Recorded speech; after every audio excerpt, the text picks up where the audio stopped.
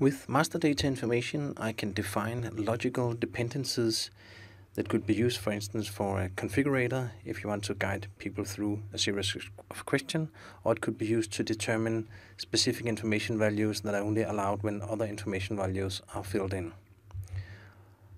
Let's take an example. If I go into the specification and further into the information code list, the top level, there's a function where I can define configuration dependencies, which is the logical dependencies.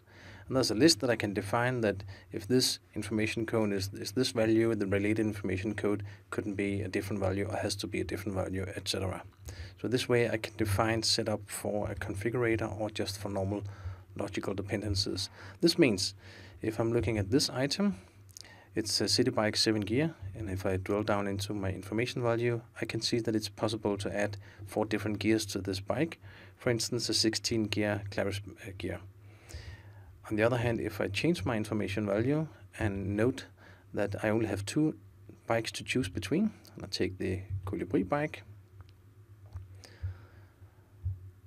and now when I dive into I just need to rename.